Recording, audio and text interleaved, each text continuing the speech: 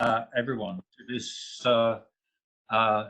MICRA seminar symposium on COVID-19 and the future of residential care, which is being run with the British Society of Gerontology. And it's a great pleasure for me to chair this event.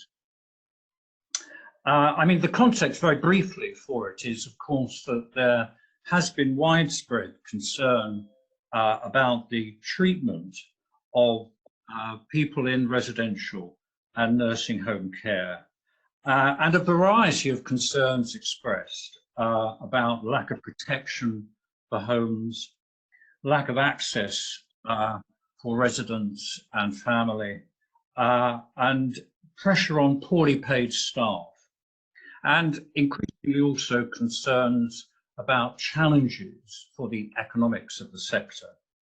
Well, we have three really excellent speakers who are going to address different aspects of issues facing the future of residential care. Firstly, we have Adelina Comas-Ferreras, who is Assistant Professorial Research Fellow at the London School of Economics. And Adelina is going to talk about the international dimensions of COVID-19 and long-term care. Then we have Sheila Peace, who is Emeritus Professor at the Open University, who will look at the regulatory side in relation to COVID-19 and residential care. And finally, Dr. Laura Brown from the University of Manchester, who will look ahead and consider some of the research issues which we are confronted with at the present time. I'm going to ask each speaker to present for 10 minutes. Each will have slides, and we'll have discussions or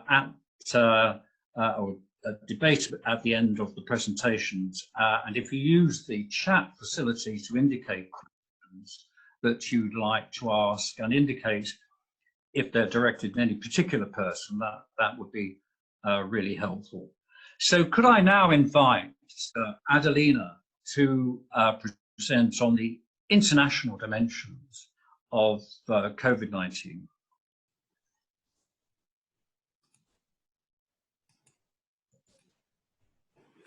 Thank you very much. It's an honor to present today, and I hope this provides a useful overview of what's been happening and what I think we can learn from the experience so far of COVID in long-term care, and it helps us also to be better prepared for what's coming next. So I'll be talking about the implications of COVID-19 for the future of long-term care, and I'd like to say that this work is going to draw very much on an international report compiled with other authors that are all named here, but also builds on data and information provided by a large number of contributors to LTC COVID, which is a voluntary and a bit spontaneous initiative that started in March to try and share learning about what was happening in relation to COVID in the long-term care sector. We talked a lot about about care homes, but that's also partly because that's where we could find data. LTC COVID is hosted by the International Long-Term Care Policy Network at the London School of Economics. Any errors or omissions are, of course, my responsibility. So why do we need to know about deaths of care home residents linked to COVID-19? I mean, this may seem like a strange question now, but at the beginning of the pandemic, care homes were not only not included on initial responses to COVID, but the people who were dying in care homes were not counted because they were not tested, they were not dying in hospitals in the case of the UK. Therefore, we just didn't really know what was going on until quite far into the pandemic. That meant that, of course, the resources go where we know they are needed in any policy situation. So if you don't know there's a problem, you wouldn't put any funding to address anything. And we found that in countries where they had already experienced SARS and MERS, they already knew that there was a big problem in care homes if the virus got there. So we found that countries like Singapore, South Korea, Hong Kong were quite well prepared when it came to care homes. They had really strong infection control training and mechanisms. However, we had no data on the number of people infected in care homes for quite a long time, and that also may be one of the contributing factors as to why we had no resources going there at first. So we now have a bit more data, and I'm going to now show you a bit what we can learn from this. And of course, there are some big comparative issues. We gathered data from official data sources from all the countries we could find, and we're still looking. So if you have any data that we haven't got, please let us know. We also checked the data with experts from the International Long-Term Care Policy Networks and other people we've now met through the Long-Term Care COVID initiative. This has been a voluntary activities, not funded. And what I'd like to highlight is that the data that we have found in different countries varies a lot in terms of the definitions that are used and the measures. So we really wouldn't want to be making very detailed comparisons between countries, but we can, I think, learn some lessons from them as long as we're careful with how we interpret it. In terms of what we've learned, so we found data from 21 countries shows that 46% of COVID-19 deaths on average were among care home residents. And we also know, if you want to contrast, that about 0.7% of the population lived in care homes in these countries. And of course, they're older, and we know that older people are more at risk of COVID, but it's been really a disproportionate effect among the care home population. Age and underlying health conditions alone do not explain the magnitude of this impact. And when we try to start to think about potential explanation, we have learned, and there's lots of country reports in LPC COVID, that show the difficulties in many countries of implementing physical distancing in care homes. There's also a growing number of research within countries showing that it's all very well to know you should isolate people in care homes that are suspected or are confirmed to have the virus, but in practice this may be just not possible. There has been late and insufficient access to testing and personal protection equipment in care homes. There was also a very late adaptation of guidance to recognize both the geriatric COVID symptoms, such as delirium in care homes, and symptomatic transmission. I think by now this is all sorted, but it took quite a long time before this happened. And we also know that there's been reduced access to healthcare among care home residents. Just to show you these differences in access to care homes, this slide shows for the countries where we had the data, the patterns of deaths in hospital of care home residents. So in light blue, we had all the deaths accounted for by care home residents, and in dark blue, we had the actual deaths that happened in care homes. And if you look at the right, towards the right, what you find is that, and these are percentages, what you find is that in Hong Kong and South Korea, there's no dark blue column, and that's because every care home resident who died from suspected or confirmed in their case, because they had a lot of testing COVID, they all died in hospital. Whereas in other countries, if you even look at Scotland, almost every death of a care home resident seems to have been in the care home and not at hospital. And but there's differences also within Europe. You can have a look. So in France, for example, 46% of care home, to 46% deaths of care home residents, 33% happened in the care home, and the rest happened in hospital. So we've seen differences in access to hospital in all these countries. In terms of what explains and what can we say from this data, we've looked at it in every possible way we could. And we've concluded that the best way to try to understand the magnitude is to look at the share of care home residents who died compared to the total care home population, and compare that to the deaths of people in the community, what we call the non-care home population. And in this graph, what we have found is that there is a very clear and there's a very high correlation between the deaths outside the care home and the deaths inside of care homes. And what this is saying is that in practice, what's happened in this, at least in the beginning of the pandemic, is that when you had high levels of infections in the communities, it got into care homes. So the countries that are on the bottom left of this slide are the countries that experience relatively little mortality, both within and outside care homes. And the countries towards the top far right are the ones that experience high levels of death both inside and outside the care homes. And the numbers may yet be small, but among the countries that experience most mortality in and out of care homes, we have, and in this case, it's about over 4% of care home residents. We have the US, Spain, Scotland, England, and Belgium. Ireland also had over 4% of deaths, over 4% of care home residents died. Basically, these are countries where 1 in 25 care home residents died linked to COVID or attributed to COVID-19. As I said, the definitions vary a bit, but we can be certain that there is a difference between the countries on the top right-hand side of this graph as opposed to the ones that had really, for example, 0.01% of deaths in care homes, as the case in New Zealand and Singapore. So I hope this gives you an illustration of the very, very strong relationship between the levels of infections outside and the levels of infections inside. To me, this slide is showing us that the idea that you can protect somehow care homes populations from the virus hasn't worked, at least in these first 6-8 months of the pandemic. And it also shows that we have to be very careful with the idea that approaches like herd immunity are viable in terms of protecting people. And this is despite, of course, almost every country having closed care homes to visitors and having completely isolated the population who live there except for the care of staff. So what we've learned, I've already discussed a little bit the findings, and I'd like to just focus on the fact that we also have a growing number now of national studies, national level studies, including some now from the UK that are being published. And they all seem to suggest also that the spread of infection and mortality is linked to the size of care homes. I'm not going to get into that because it take another 10 minutes, but this seems to be a very, very common finding internationally, and we will be following this literature as well.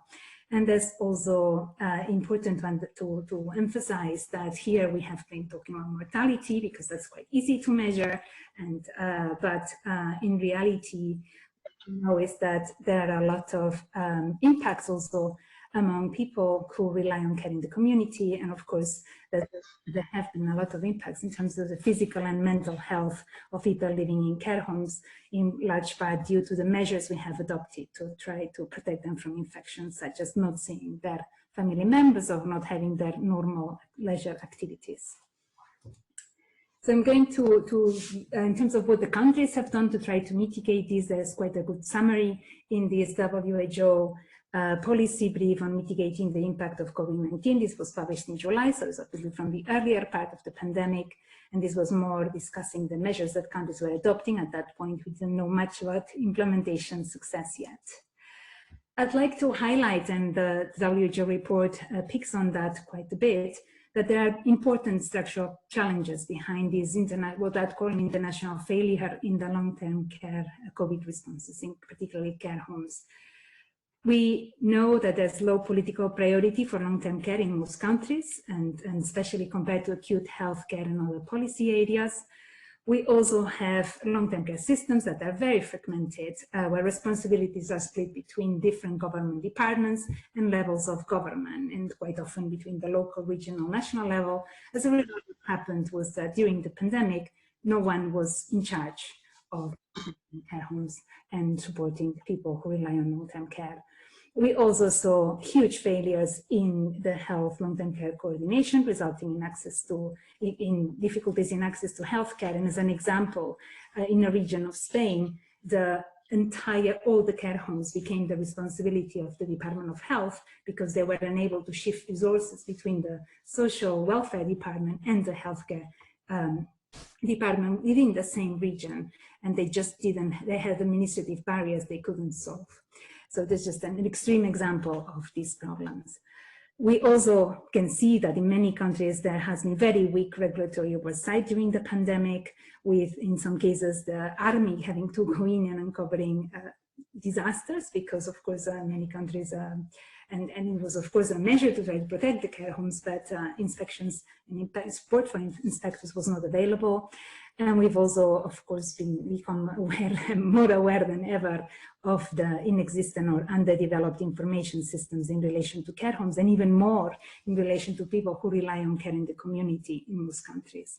We've also seen very clearly a lack of recognition of the human rights of people living in care homes, and the whole issues about visiting highlight that very importantly, but even access to outdoor exercise during the pandemic, which was available to people not living in care homes, would not have been available to people living in care homes. And we really need to think about what it means when people move into a care homes, their rights as a citizen.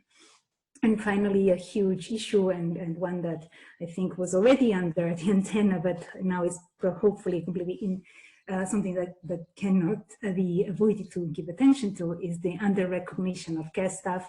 We've seen so many problems arising from the fact that they're low paid, that there were staff shortages, and poor working conditions that quite often meant that staff were working even while symptomatic, because otherwise they would not have had sick pay if they had done the right thing and isolated.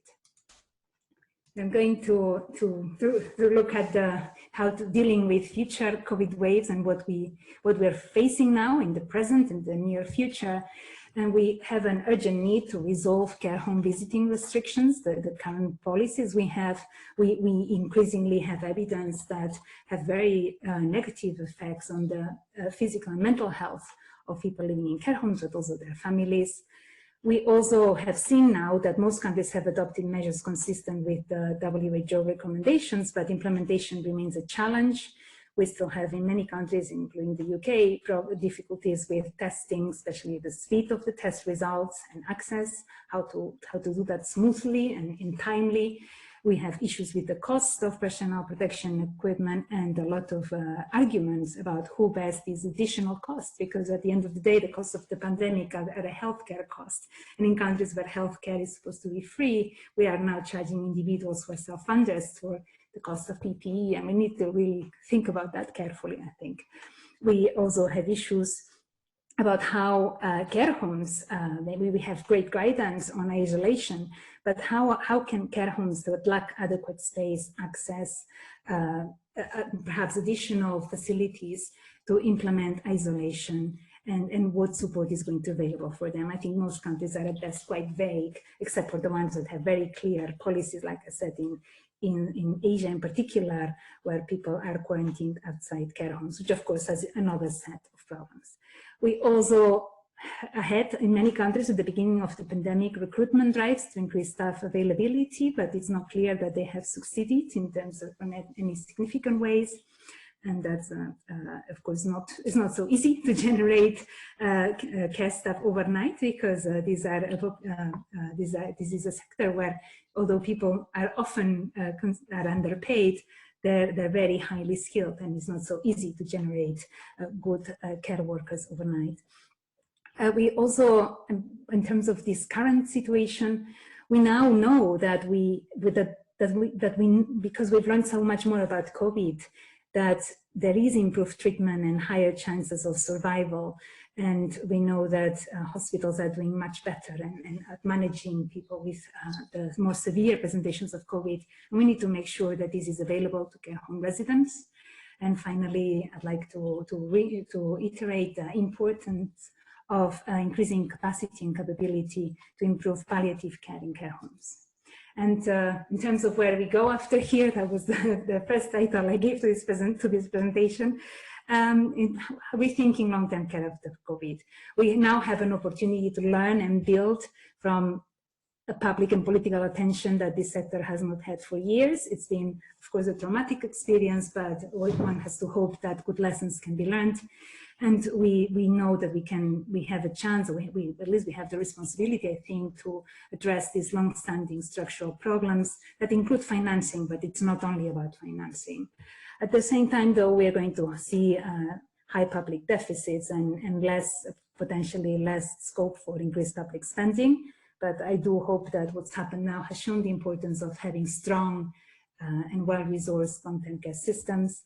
And in terms of the picture, so we're beginning to see. There's recently even a region of Spain published an article in LTC COVID this week, explaining how they were redeveloping their entire and rethinking their entire long-term care system as a result of COVID. And the ideas were imagined, I think there's a growing consensus about this, is about reducing reliance on care homes when you can, and to do, but this can only be done if there's a real increase in capacity in community care, not just very short visits that don't really help people live independently. There's also a lot of thinking, and I think this issue of the bigger care homes having higher impacts of COVID has also, I think, been promoting a bit this idea of smaller care settings, strongly linked to community and with much smaller approaches, so be more homes with care, group homes with care rather than traditional care homes. And I think it's really important that we clarify what care homes are for. Are there places where you live in the long term with some care? Are we talking about intermediate rehabilitation care settings where people can go post-discharge and hopefully be supported to go back to their own homes when they regain some function?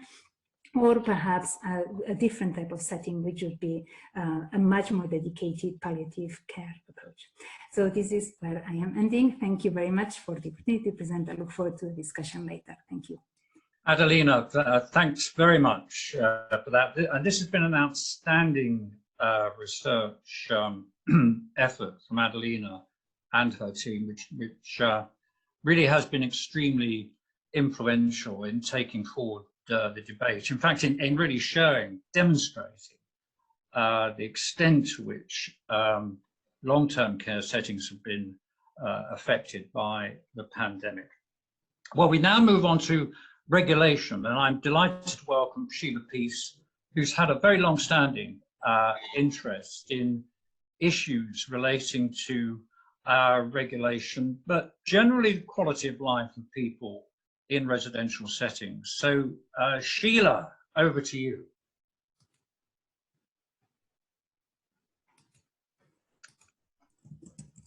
Sheila, you need to unmute. So sorry everyone. Now I will be asking Suzanne to move my slides on. So every now and then you'll hear me say next. Right. And I hope you can see the links of what I'm going to say with what Adelina has just said, and how I can add a different kind of English perspective. And I would say also that this work is going to be found in a forthcoming book on environments and aging that I will be publishing next year. Now, obviously, during a time when COVID-19 has led to the deaths of many care home residents, trauma for their family, where visiting has become particularly difficult, and where staff have worked tirelessly, I'm going to say a few things about this service as a regulated setting, because I think we have to remember that, and maybe sometimes we don't. And the role of the regulator, and I'm going to talk about the Care Quality Commission's report on the state of care, which came out 2 weeks ago. But let's start here. Next, please, Suzanne. Thank you. Now, I'm not going to talk through the history of regulation. This is just to remind us that it wasn't until the NHS and Community Care Act in 1990 that it integrated residential care homes and nursing home regulation. And if we go right back to 1927, you'll see the Nursing Homes Registration Act, and nursing homes were predominantly a private sector service, although we have some NHS nursing homes.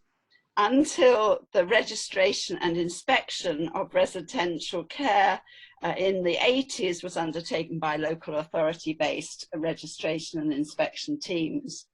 Next, please, Suzanne. So, a regulated setting, what does that mean? My focus is on regulation in England, as the other nations have their own similar organisations. Regulation emerges through the privatisation of services from the 1920s onwards in nursing homes.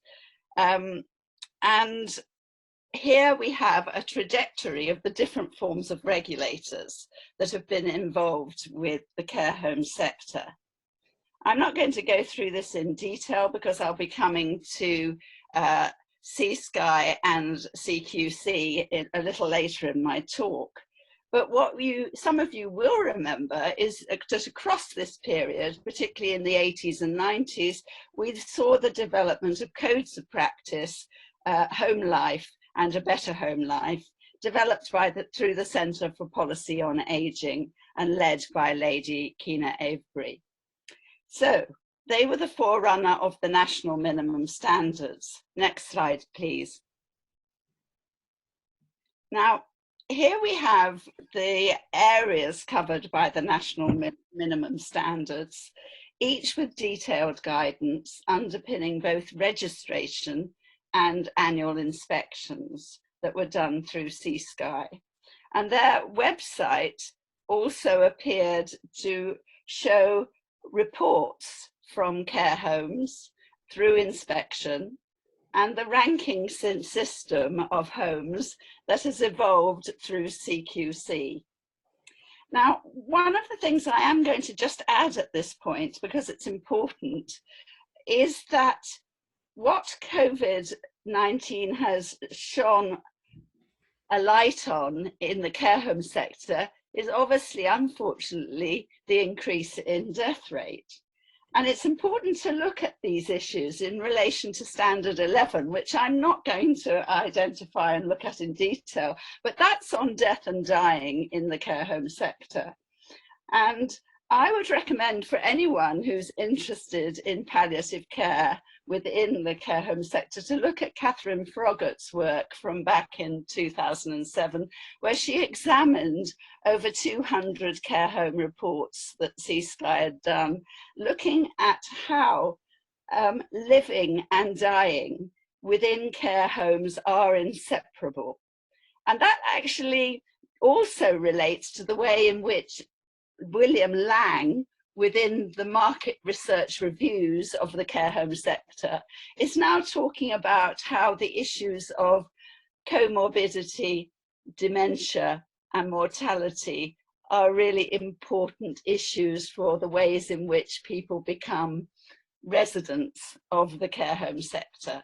So I just wanted to raise that because it's an important issue. Next slide, please, Suzanne. So I move on to the Care Quality Commission, who took over from SIG in 2009, forming the current independent regulator of health and social care in England. Now, you'll remember, if you can go back to where I was talking about in the 80s, registration and inspection was done at a local authority level. And since that time, there have become these independent regulators of health and social care. CQC looks at care in various settings, including NHS alongside Health Watch, care homes, and care given to people within their own homes. So a broad remit. They do not work to the national minimum standards, while the same topics are still addressed, and there's a lot of passing on of knowledge between these organisations. Through registration, they assess that proprietors are appropriate, have sufficient staff and the right skills, qualifications and experience. The size, layout and design of premises also needs to be suitable. And policies, systems and procedures should be effective in terms of management and decision making. Now, I think it was very interesting what Adelina was saying about space and quarantine and the size of care homes. That's a research question to pursue, I think. Okay, so here onto the next slide, please, Suzanne. So the inspection process, if you go onto the CQC website, sits under these 5 overarching questions. It includes both comprehensive and focused inspections, collecting a range of data through discussion with service users, family and friends, staff, managers, other professionals.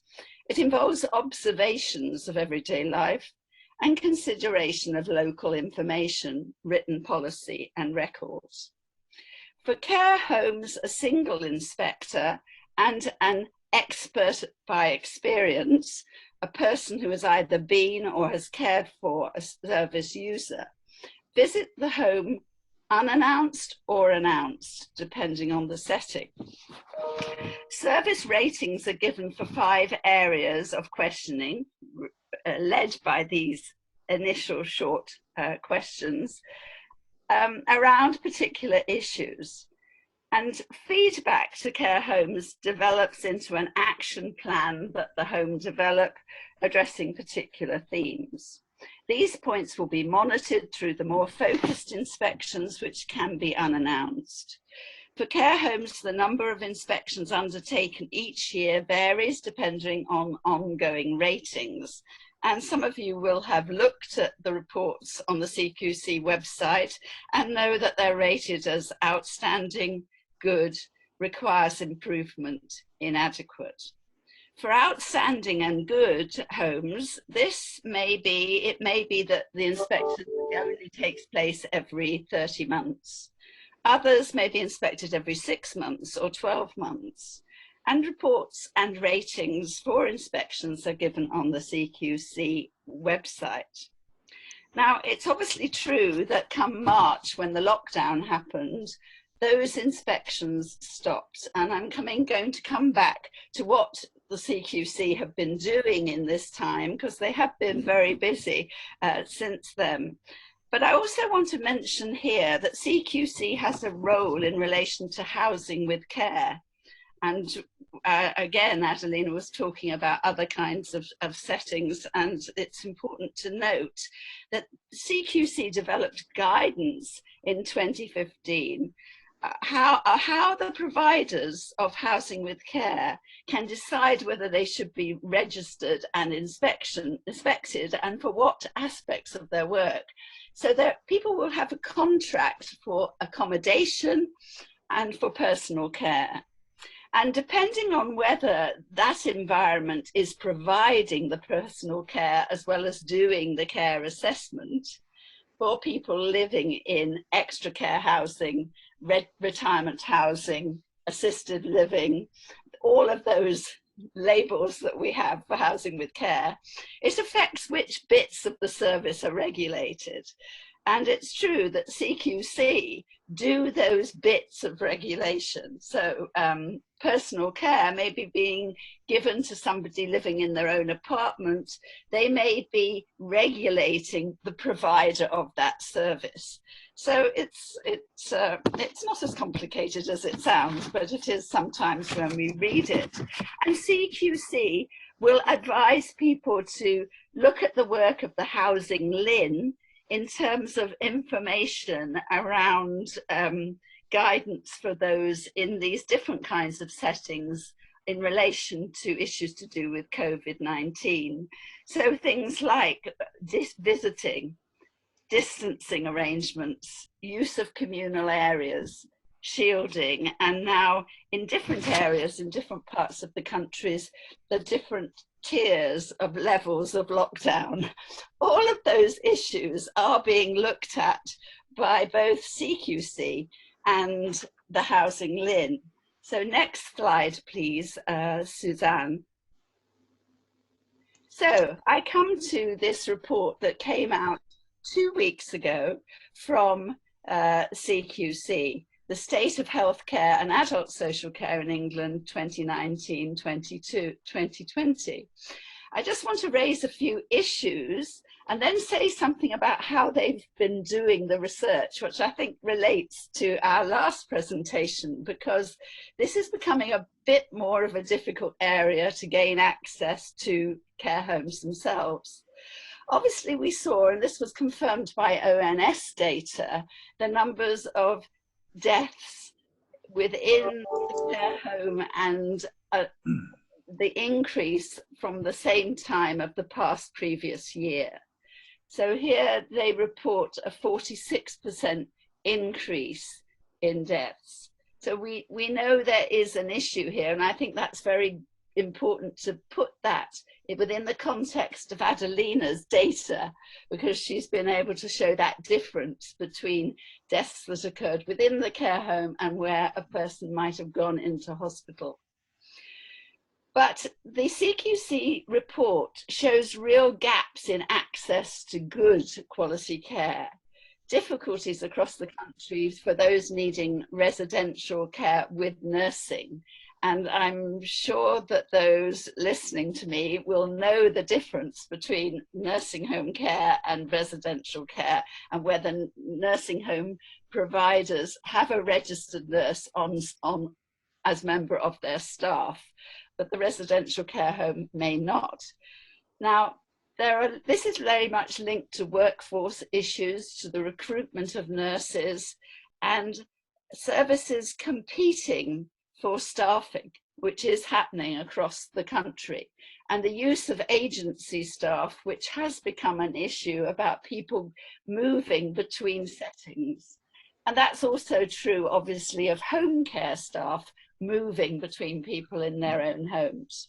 The turnover rates for staff are more than 20% in all of the areas of employment in a care home, rising to 30% for care workers and registered nurses. We're seeing, CQC are seeing particular inequalities in care persisting for people with dementia, people from BAME groups, and people with disabilities, where the actual choice of availability of provision, I mean, in a sense, people may have to go with what is available, if I put it like that. And that relates very much, which I haven't got time to put up a chart to show who's paying for care home provision, where nearly half of the residents are self-funders. And that's an important point for us to remember. So we've also got inequalities that affect staff.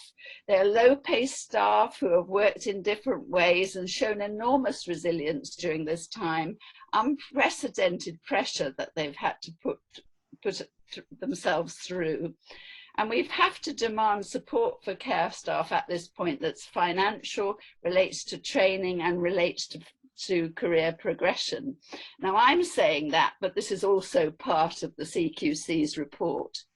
And this is my final slide, because I wanted to show that what CQC have been doing in the time when they haven't been able to go out physically to do those annual inspections is they've developed a new framework for collecting data. They have been in touch with 80% of adult social care providers. They've been in touch with 20,000 care homes to actually understand more about the impact of COVID-19 and offer support and advice and guidance. And then staff have been contacting them, particularly around infection prevention and control.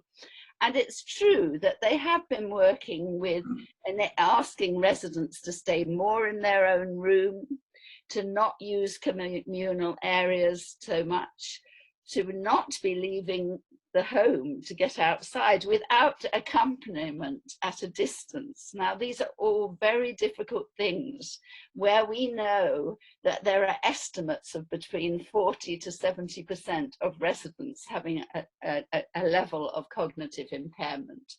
So these are really difficult positions that people find themselves in.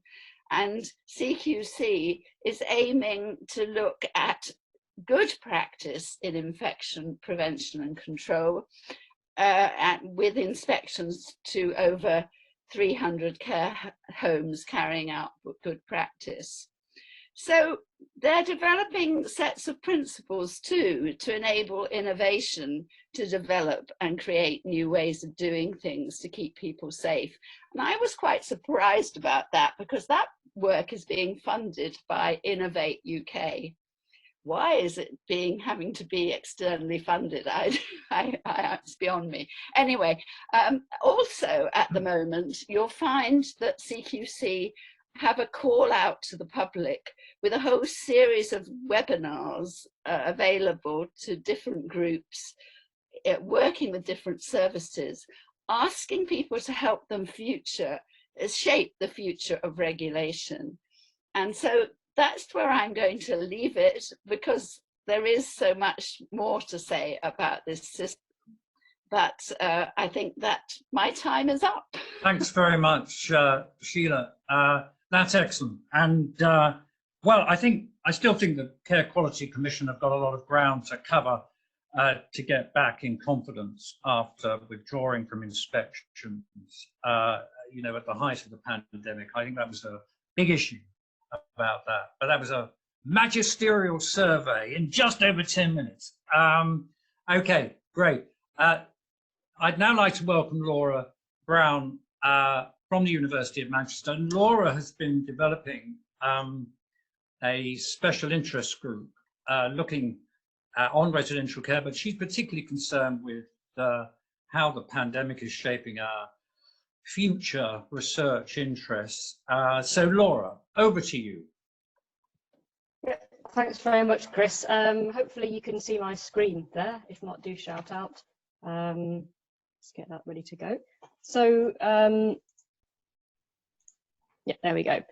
Yeah, so like many sort of activities across the world and in the UK, research and care homes research dramatically halted in March when we had the lockdown, and has slowly been kind of getting back up to speed again. So what I wanted to do in my talk really is think a little bit about how we can best get care homes research back up and running again, where we should be prioritising our efforts. And also, as Chris mentioned, with my BSG hat on, talking a little bit about the new special interest group that we set up actually just before the pandemic started, which I think will be a really one of a number of ways of helping us to really drive and improve care homes research going forwards. So as a care homes researcher, these are the questions that I've been asking myself about care homes research, really boiling down to the kind of the what, when and how of care homes research. So in respect to the impact of COVID, what should our priorities be for care homes research going forwards? When should we be resuming care homes research? Some of it has already started, other research obviously isn't happening just yet, so what's the best time for that? And then really importantly, how can we best support care homes research during and post-COVID, whatever post-COVID looks like. And to that extent, I'm going to talk about two organisations, the Care Homes Research, SIG that I mentioned, and also Enrich, the Enabling Research in Care Homes initiative, which has been running for several years now, which hopefully some of you already know about. So starting with that first question, sort of what are the priorities for care homes research? And when I've been thinking about this, I think there are sort of two main groups of research we can think about. There's the research that's just started in the immediate response to COVID. And this is the kind of work that's been looking at really dealing with some of these immediate priorities. How do we minimise infection in care homes? And how do we support the well-being of residents and staff and visitors who have been affected by COVID over the last few months? So that's sort of been the priority. And in the background, there's all the non-COVID related research that was related to the pre-existing priorities that care home staff, residents and researchers thought were important before COVID. And what I think is really important going forwards is this kind of overlapping area in the middle, where I think one thing that COVID's done, or two things that it's done, are it's highlighted new areas of research priority going forwards. So for instance, as Adelina talked about in her talk, one impact of COVID has been to identify some of these structural challenges that have been facing care homes for many years, but perhaps haven't been given the priority they should have. Things like the precarious staff employment, poor working conditions, fragmented management, and so on. As well as the kind of the longer term impacts that COVID is going to have had on health and well-being, not only of people in care homes now, but also the next generation of people coming into care homes in the future. So that's going to change our priorities. But also I think one thing that's happened, because we had to adapt to COVID and adapt some of our practices, I think this is going to be a really exciting time for care homes research in the future, in that it's led to lots of new innovations that I think can have a really positive impact on care homes research and practice going forwards. So things like increased use of technology, virtual connectivity, and so on, to try to deal with some of these immediate challenges. So just two examples that I'm aware of that are happening at the moment with regards to innovative care homes research in response to COVID. Now, there's been researchers at the University of West of England have been developing work to do virtual visiting in care homes, so using iPads, phones, laptops and things to enable people to connect with their family and friends outside of care homes, which of course is never going to be a replacement for an in-person visit, but as a second best, it has to be better than nothing. I think this kind of work, even when COVID's over and a long distant memory, this can still be really useful in terms of, you know, those of us who have family members in different parts of the world, for instance. The idea that we could still virtually visit them because this new technology has been set up is, I think, a really valuable and comforting one. And certainly other researchers have been doing things like developing digital training tools for staff rather than doing in-person training, moving that online to enable training to still happen. So some real innovations there. So I think what we need to be doing in the not too distant future is to do a bit of a mapping exercise to try to work out what our new priorities should be when it comes to care home research, taking into account the views of researchers, residents, staff, families, and so on. So that's the priorities. In terms of when do we restart care homes research, I think like everything in the world right now, we have to think about the balance of different people's needs and priorities. And in particular, I think in care homes in general, we know that every day care homes have been facing these dilemmas about when it's possible to admit visitors, trying to balance the minimizing the risk of reducing COVID transmission with the kind of the needs and the rights and the well-being of those people whom the care homes are caring for. So that's what we have to do anyway, and that was highlighted in the CQC report that Sheila mentioned. When it comes to research, I think we have a similar balance to think about. And here we're trying to think about what are the costs of doing research. And this includes things like the burden placed on staff at the moment. You know, staff are dealing with unprecedented challenges at the moment in terms of working conditions, emotional distress of dealing with COVID, having to adapt to new protocols, as well as the risk to their own health. So we have to balance those costs and the cost of potential increased transmission, of course, with the potential gains that we can gain from doing research with care home populations. Bearing in mind that care homes are already a hugely under-researched population who are massively in need of new research being done, so we can help and support the well-being, health and well-being of people living in care homes. So there's that balance to address, and I think the way most research funders and sponsors have been handling this is really making it clear that the initial priority has to be for the most urgent kind of research, so COVID-related and other non-COVID related life-preserving type of research that has to take priority. And I put a link there to the NIHR Restart framework, which talks about different types of categories that research falls into. But because of that, that doesn't mean that other non-urgent care home research can't still be carried out as well. And in fact, a piece of work I've been involved with, led by Maria Horn at Leeds University, this was started back in 2018, and we've been developing interactive care home staff training resources to enable them to support their residents' sexuality and intimacy needs.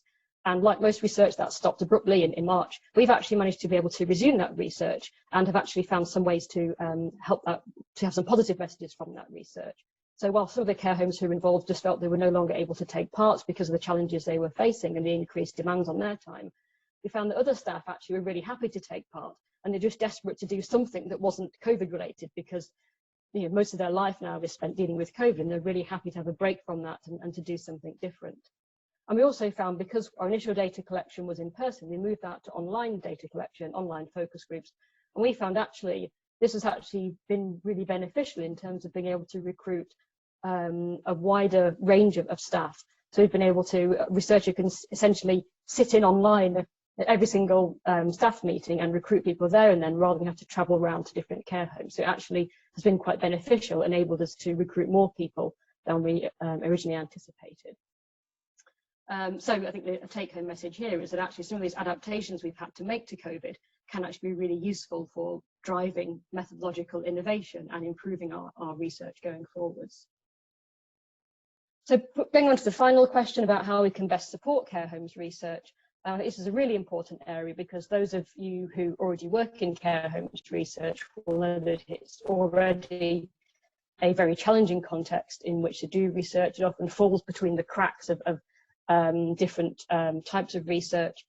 It's difficult in terms of navigating ethical issues and determining permissions and so on. There's a really nice paper here that just came out a few weeks ago talking about some of the challenges of doing care homes research in general, never mind the impact of COVID, which of course is going to have made that research even more difficult. And I think the answer to this, I mean, I don't know how we can best do care homes research, but I think the way we go about doing this is by working with and learning from each other. So the two organisations I think that can really help with this is the Enrich Network and this special interest group that I want to talk about. So Enrich, very briefly, I've put a link to their website there, is an NIHR initiative. And if you haven't heard of Enrich and you are involved with care homes research, either as a researcher or as a care home manager or resident or family member, do have a look at it. It's got loads of resources about how to do care homes research, news about care homes research. Care homes can actually join a database if they want to take part in care homes research, and there's network support for researchers who want to do that kind of work as well. And the message I've had from people working in Enrich, and they've asked me to pass on this message to everyone, is that care homes research can and is still happening. So please don't give up if you are wanting to start care homes research or resume care homes research now. And then very briefly, just to mention the special interest group. This is hosted by the British Society of Gerontology, which is the academic body for gerontologists, and supported by Cambridge University Press. We were established at the end of last year, November 2019. We've got 110 members at the moment, always looking to recruit more. And we aim to bring together members of the BSG, but also other academics and other stakeholders, so practitioners, care home staff, anyone who's interested in care homes research in any way, to try and strengthen research policy and practice. There's 6 of us at the moment who lead the SIG, and we're from different universities in England and Northern Ireland.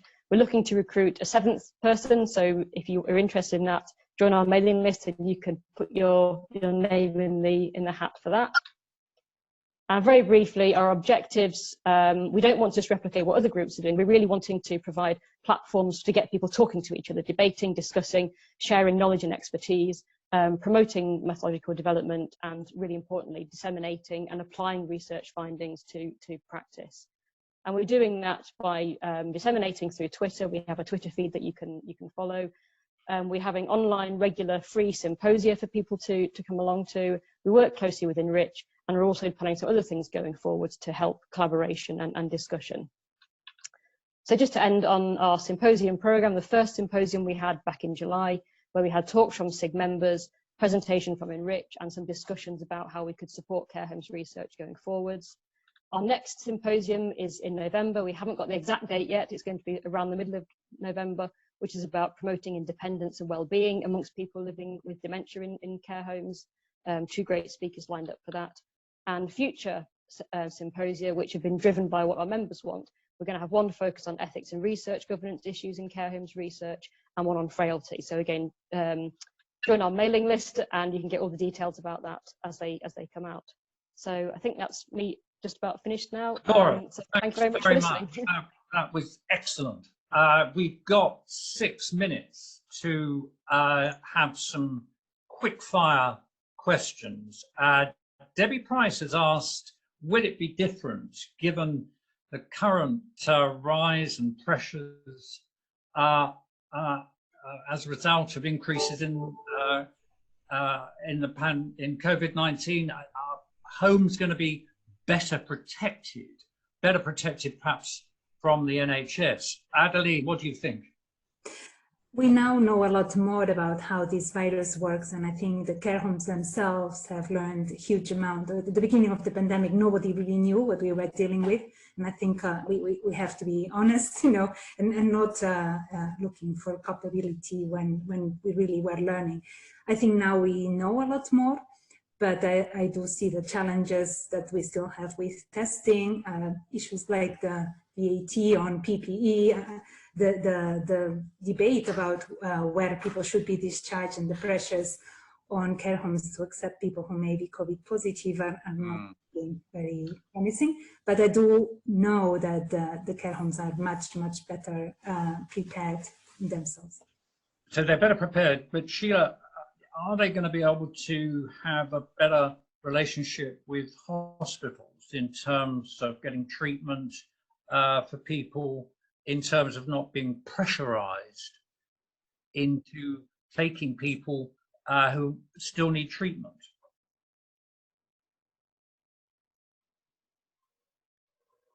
Sheila, unmute yourself. Muted my face, but no. Yes, just a couple of minutes. We've got a quick fire thing. Sorry. I think I was just looking at Caroline's question too, and I know it's very regional and very varied across the country. We have GPs, for example, doing online consultations with all residents in care homes being received very well. And I didn't say very much about the digital interface between people. Yeah. But hospital, going backwards and forwards, I think also the other thing I would point out is we still have a difficulty with such a wide range of of different independent proprietors, from the big businesses to the small husband and wife teams. And although the voluntary sector has maintained its base at about up to 30% of care homes, we still have this very diverse group.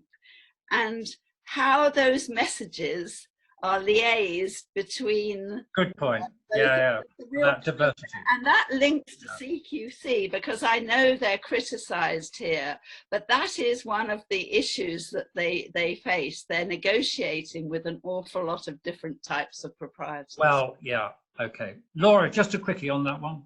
You know, are we better prepared?